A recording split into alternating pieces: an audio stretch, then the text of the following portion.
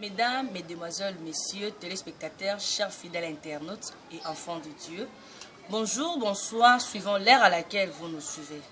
Nous voici pour la énième fois dans notre émission de la charité pour partager avec vous qui nous suivez de partout sur un sujet que nous allons découvrir tout à l'heure avec nos invités que je ne vais pas tarder à présenter.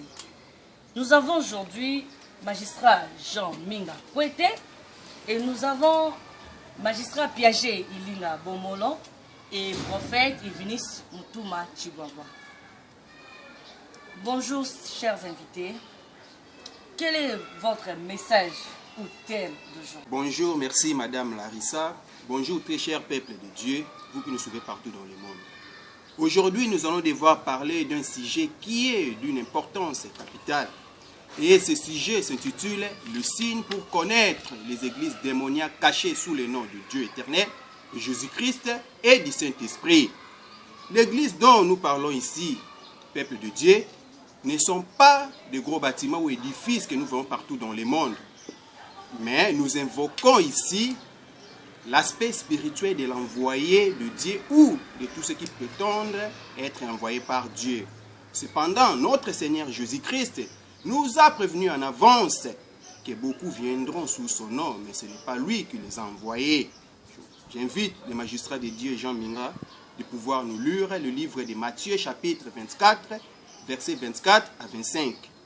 Merci, nous lisons Matthieu 24, versets 24 à 25. 24. En effet, des faux messies et des faux prophètes vont venir. Ils feront des choses très étonnantes et des miracles pour tromper, si possible, même ceux que Dieu a choisis. 25. Voilà, je vous ai prévenu. Parole du Christ. Yesu azali mobikisi te mokonzi na biso bato. Asukaki wana te mekasi ayebanaki ya solo na kopesa biso ba possibilité pe ba moyen ya ko reconnaître ceux qui viennent de lui na oyo ba uti et pa na yete. Ba possibilité to ba moyen oyo ya pesa ki biso yango ba kitoko yeba bango na nzela ya bambuma. To pe ba fruit oyo bango ba ko produire et le fruit et ces fruits sont la vocation, le principe ou condition et la doctrine. Donc les capons a signifié en premier d'abord ce qui veut dire une vocation. La vocation tous allez koloba awa na lingi te peuple de Dieu ba yeba pe balanda yango ezali appel ndenge nzambe abengaka motindami na ye. Ndenge nzambe aponaka motindami na ye pour a confier mission pour na ba peuple na ye.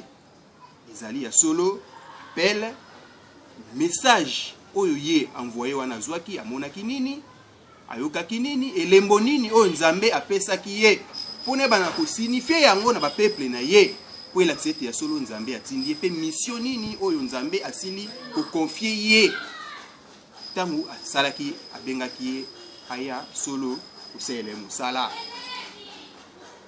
na yango ekolanda na ya solo bongo na ba date il faut la précise.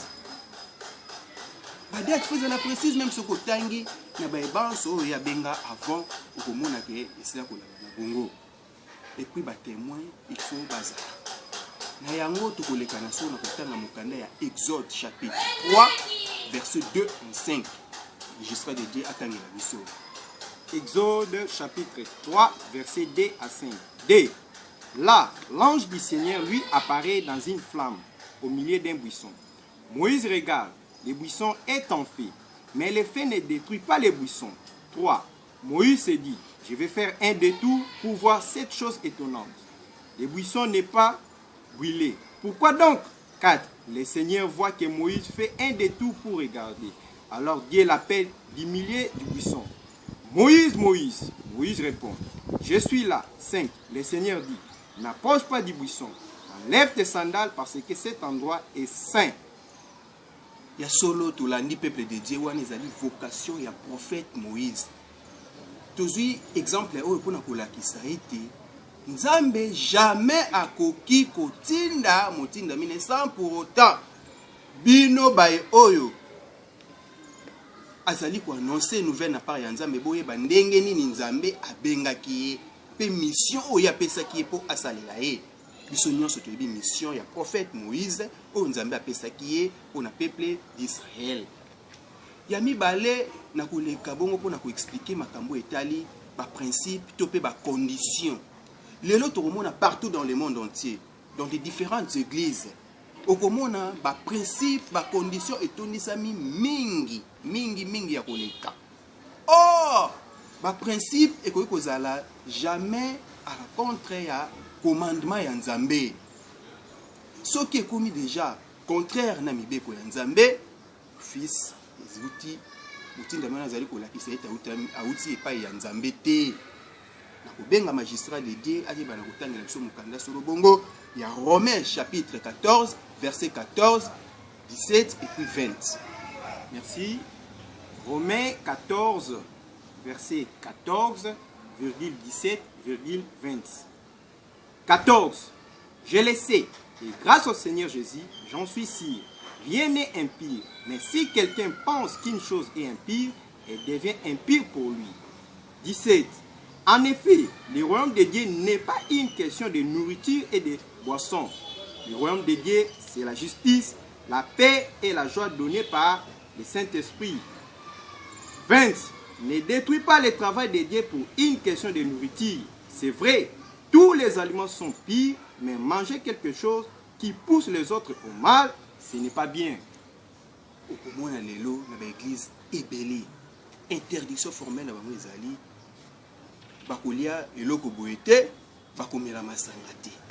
Est-ce que mibeko wana par rapport ya preuve biblique kutanga ya Romain ezali ceux hommes ou euti na Nzambe.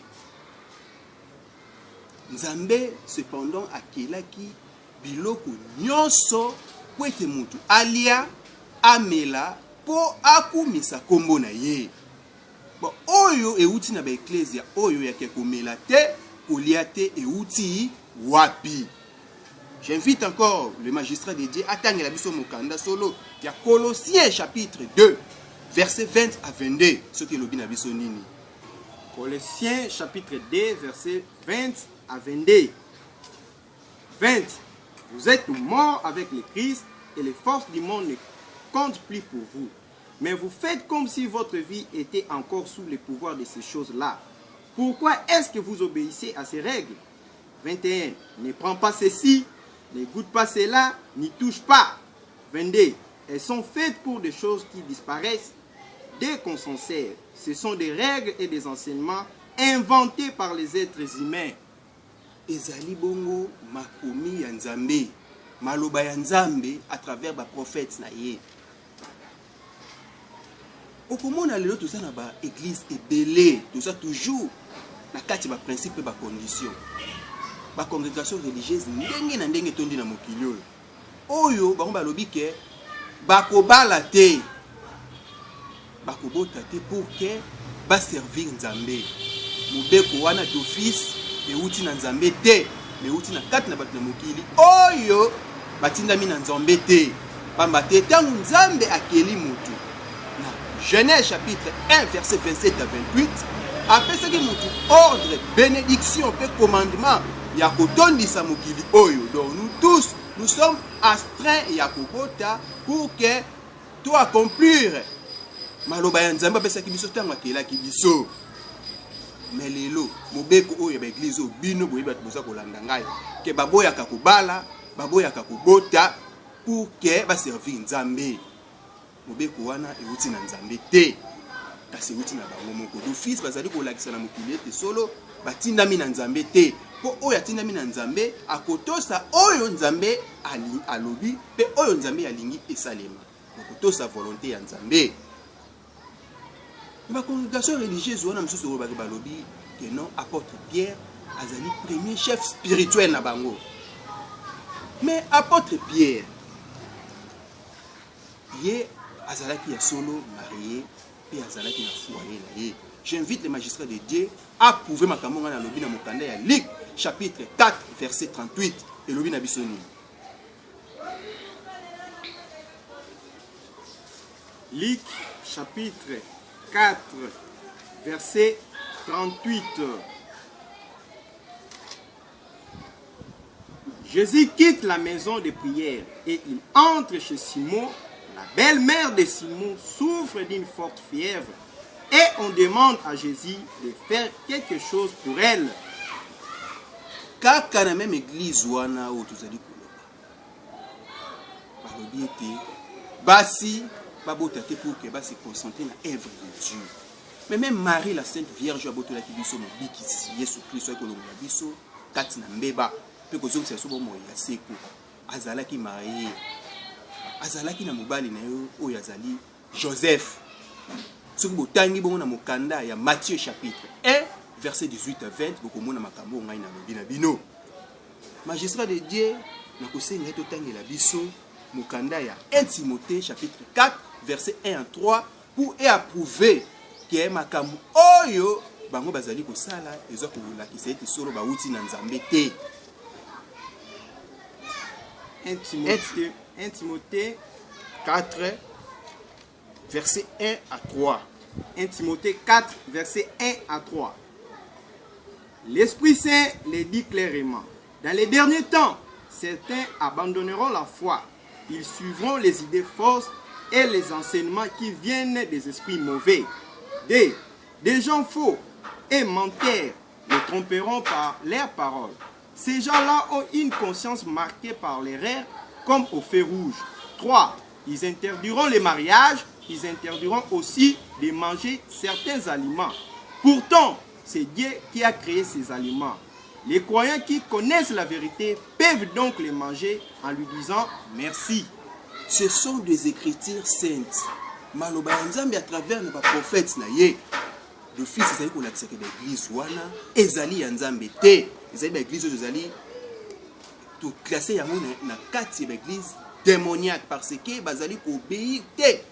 Pe kotosa te na maloba ya Nzambe bazali ko sala oyo bango balingi pona ko bungisa peuple de Dieu. Yango wana lelo toye pona ko bimisa peuple de Dieu na kati ya captivité. L'esclavagisme ya ba basaleli ya Satana o bazali ko kosa bango. Pe okomona na église belé lelo partout dans le monde. Balobi ke interdiction formelle. Ya ke bana bazwa baptême. Mais cependant cette promesse a été faite pour toutes les générations.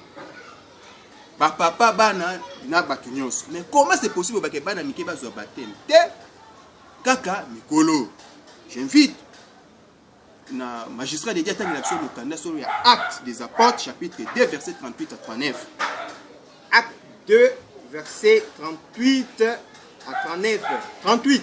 Pierre leur répond, changez votre vie. Chacun de vous doit se faire baptiser au nom de Jésus-Christ. Ainsi Dieu pardonnera vos péchés et il vous donnera l'Esprit Saint. 39. En effet, la promesse de Dieu est pour vous et pour vos enfants. Et pour tous ceux qui sont loin, pour tous ceux que le Seigneur notre Dieu appellera. Voilà maloba ya Nzambe. Bon, oyo ya bino uti ke bana mike bazwa baptiste te. Uti na Nzambe to na bino batu ya mokili. Bolakisi d'office ke bozali ya Nzambe te. Oso bozalaki ya Nzambe, bolingaki ya solo bo se conformer na makomi misantu oyo ye ndenge ezali koloba. Na yango éveiller conscience de le peuple de Dieu en ce moment. Boye bête l'église surtout bazaka na ba pratique wana ce sont des églises démoniaques. Ya misato ezali na lobaki na mio na ebandeli. Okotaka maka misato o Jésus Christ a fait cette possibilité pe moyen ya ko reconnaître ba o ba uti pa na ba uti pa ina ya misato ezali solo ya bongo doctrine. Doctrine ezali solo bokoye ba motinda mi Nzambe wana par ba enseignement oyo ye akopesa na ba fidèle na peuple de Dieu bazali na kati ya église na ye. Kasi na kati ya ba enseignement wana esengeli beaucoup de makambo misato oyo ya liboso ezali ko reconnaître existence ya Nzambe pe ko sa la volonté na ye ko to sa mibeko na ye ya mibale ezali ya solo bongo le salut éternel en Jésus-Christ oyo ya ye ko zo tsefu moya seko pe ya misato ezali Saint-Esprit oyo ezali vie na biso au quotidien soki bo retrouver na kati ya enseignement ya motinda mi na bino makambo misato wana ezali te na tangi yeba ke d'office motinda mi wana uti na Nzambe te et puis c'est une église démoniaque. Merci. Magistrat Piaget Ilinga, na message de Libisolelo. Na invité na ba serviteur au batikali ceux qui n'ont pas na mikabo bakisa. Na message. Merci Maman Larissa, ya muke ya kobakisa ekoki kozala. Maman Larissa, sujet tolobeli le zali un très grand sujet. Et on doit savoir qu'il y a des gens, beaucoup de gens qui pensent que il y a que ceux-là qui se donnent dans des pratiques occultes, dans des pratiques magiciennes, qui sont à côté de la voie du Christ. Mais Maman Larissa, on peut ici confirmer qu'il y a beaucoup de gens dans l'église qui sont perdus, qui sont très loin de la volonté du Christ. Maman Larissa, vous savez, Magistrat Bouba a presque tout ramassé, mais moi je peux prendre seulement un seul élément qui peut peut-être, qu'on peut reconnaître toutes ces églises-là que l'on dit, les églises des diables couverts sur le nom de Jésus-Christ, du Saint-Esprit et de Dieu. Maman Larissa, je voulais dire ceci. Dieu nous interdit l'ivrognerie. L'ivrognerie en lingala, comme on dit, molangwa. Mais vous allez voir, ils interdisent la simple prise d'alcool. Ce sont des petits éléments qui font voir que ces gens-là marchent hors la Bible. Ces gens-là piétinent les écrits de Dieu. Donc c'est pour vous dire que Maman Larissa, dans les domaines spirituels, on n'a que deux camps. Soit vous êtes du bon côté, c'est-à-dire du côté de Jésus-Christ, soit vous êtes du mauvais côté, c'est-à-dire du côté de Satan. Il n'y a pas de gens qui sont dans l'intermédiaire, d'une partie intermédiaire. Soit il y a Jésus, soit il y a Satan. C'est-à-dire que non, il faut vraiment vivre la parole du Christ pour être du côté du Christ et avoir la vocation du Christ.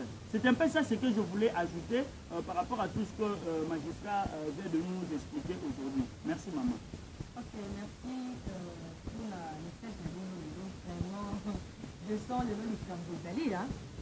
Bon, sans plus tarder pour les canabas questions. Maintenant, la question que nous avons posée nous après. Dans un cabine, vous avez la Congo, la magistrat, qui est à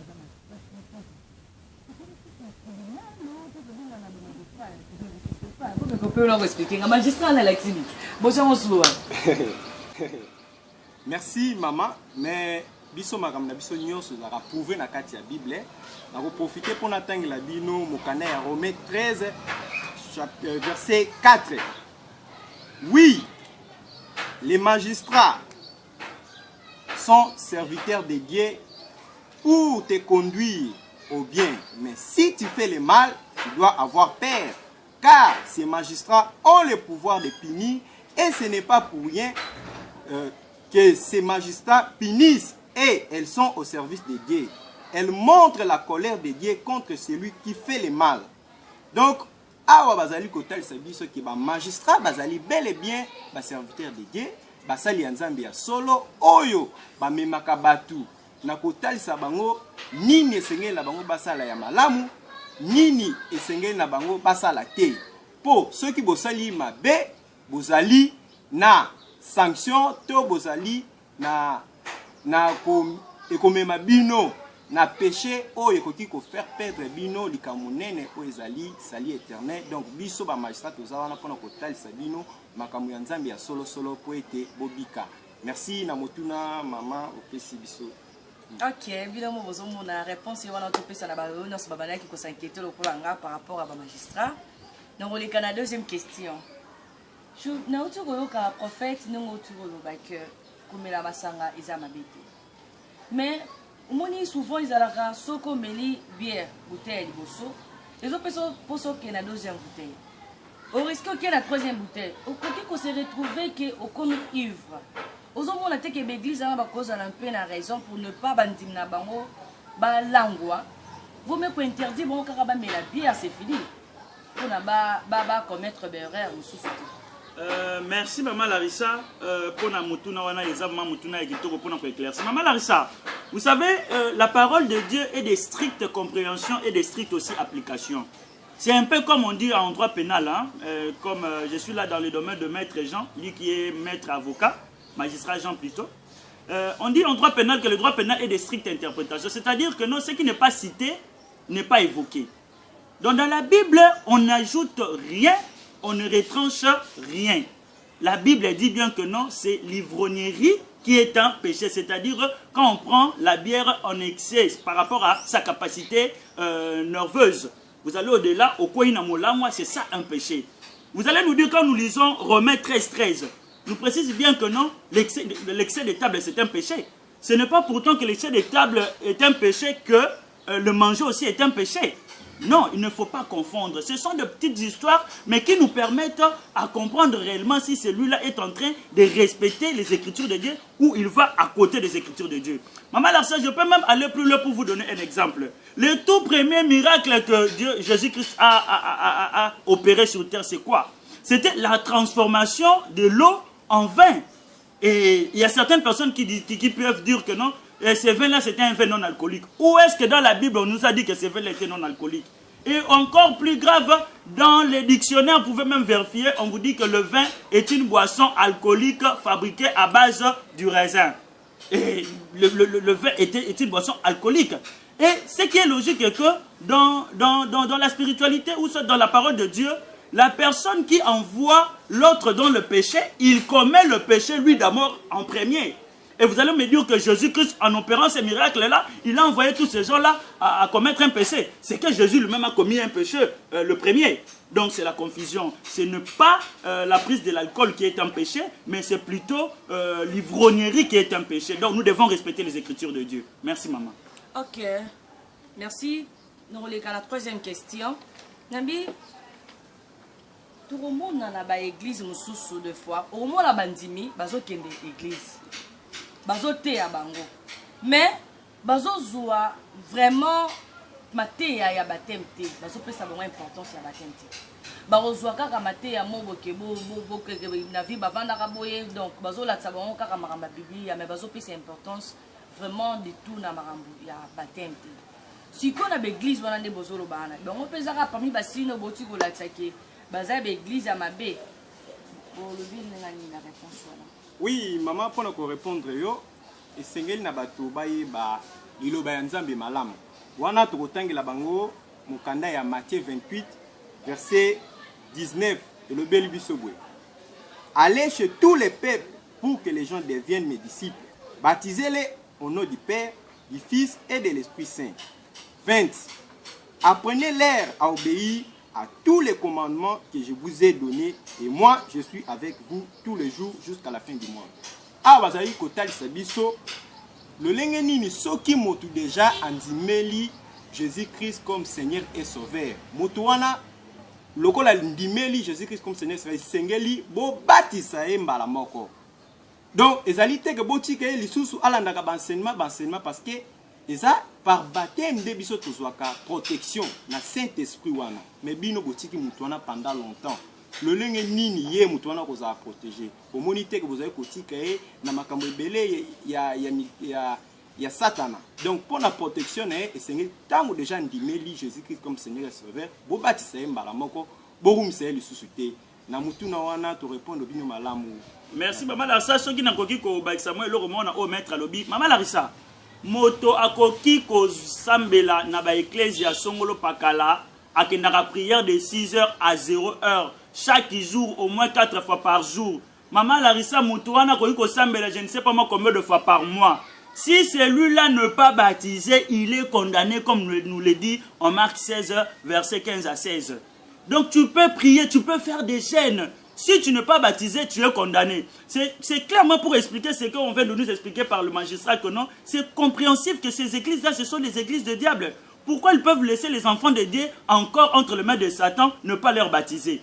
Non, c'est clair. Un enfant de Dieu qui reçoit Jésus-Christ comme étant Seigneur et Sauveur, il doit être baptisé directement pour que celui-là ne soit plus dans la condamnation. Merci Maman Larissa, c'était une petite précision. On a de l'émission vraiment. Donc, ils sont vraiment sobre. Bon, tu regardes la question. Question de lundi, ils ont boy.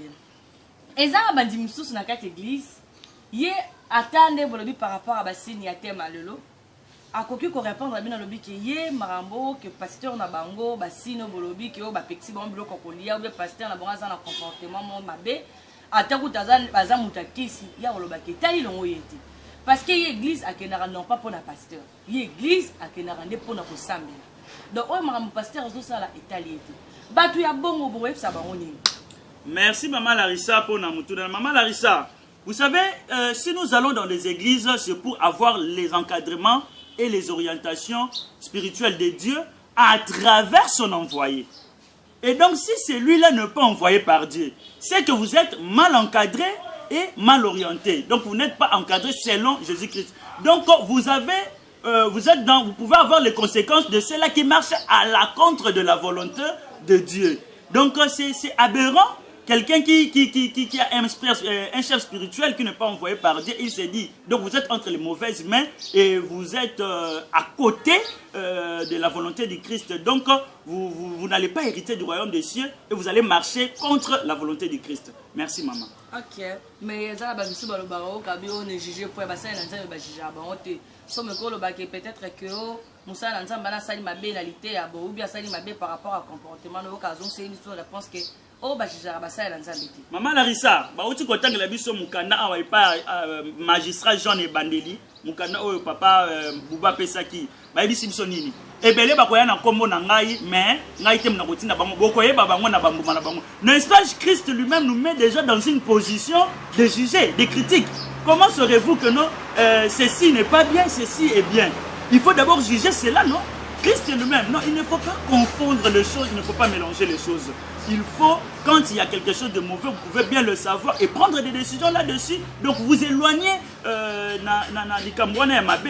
donc c'est un peu ça. Donc il ne faut pas mélanger. Merci maman.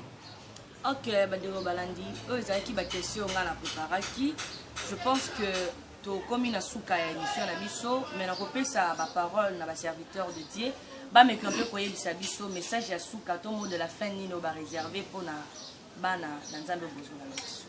Sans plus tarder, no kopesa maloba na le pas ya magistrat Piaget Linga. Comme kampe koye bisa biso le message ni to mot de la fin ni no pesa bana. Merci encore une fois de plus madame Larissa. Na bandi outil pour démontrer bino par le secrétaire sainte oyo ezali volonté ya Nzambe pona bato ya kili pesi bino possibilité ndenge Christ Jésus alobaki na biso bokoyeba bango soki makambo aza kolakisa bino to pe baza kosala ezali conforme na autologie awa le fils ezo juge ke auti na Nzambe mais soki aza kosala makambo ezala contre ya oyo écriture sainte elobi yeba ke auti na Nzambe te pi église wana oya bino obozo sa medali démoniaque d'office. Merci. Ok, donc puis ça va le père magistrat Jean, il parle de la somme de la fin. Oui, comme mot de la fin, il y a une émission en Kolalelo. Oh, ngai na koyi koyebisa bino place bozali, place bofandi, place bozali koyoka biso. Seigneur na bino boyeba Nzambe tango akelaki biso, apesaki biso ba capacité nyonso. Apesaki biso oyo tobengi esprit ya discernement ya koyeba oyo eza mabe na oyo eza malamu. Biso totalisi bino tolakisi bino ba signe oyo pona e permettre bino boyeba ke musali oyo aza motindami ya Nzambe te, oyo azali motindami ya Nzambe ya solo. Wana eko permettre bino pona lobiko na bino. Biso oyo tozo komemela bino ezali liloba ya Nzambe singeli, boyamba liloba oyo ya Nzambe malamu malamu pona eko bikisa bino na bino na bamakambo na bino nyonso. Merci pona merci prophète na moni kio clôturer la mot de la fin. Merci beaucoup maman Larissa. Na bandi ba magistrat balobi déjà presque mingi balobi le tout mais ngana koyi koloba kaka boye. Cher peuple de Dieu, évitons le fanatisme. Évitons le fanatisme de nos différentes églises. L'essor est individuel. L'essor est individuel, l'essor est individuel. C'est-à-dire quoi? Marchez selon la crainte de Dieu parce que votre sort, les conséquences, comme le souka, pasteur, non, soi-disant pasteur, prophète, évangéliste, à cause de la thé. Donc, bisognon, c'est censé se conformer à l'Iloba, Yanzambe. On vous a dit l'autre fois que notre église, l'église de la charité par Messie Jésus-Christ, de l'envoyé de Dieu, le prophète Moudiji Kematumi Messisele Kemoulamba, 6 sur l'avenue Boulevard Lumumba, numéro 1, quartier Salongo, commis délimité, référence Ponjili. Vous pouvez y venir, on pourra peut-être partager en profondeur certaines choses. Ou vous pouvez nous joindre de partout dans le monde où vous êtes, à ces numéros, plus 243, 89, 74, 94, 261, plus 243, 81, 32 13 062. Plus 243 82 40 299 58. Merci, Maman Larissa. Ok, bandeko na biso, tomoni ke tokomi na suka émission na biso. Je pense que la question na sona posé qui bino moko bolandi. Na moni ke tokokutana na émission oyo lundi sans plus tarder. Na pesi bino baya et merci.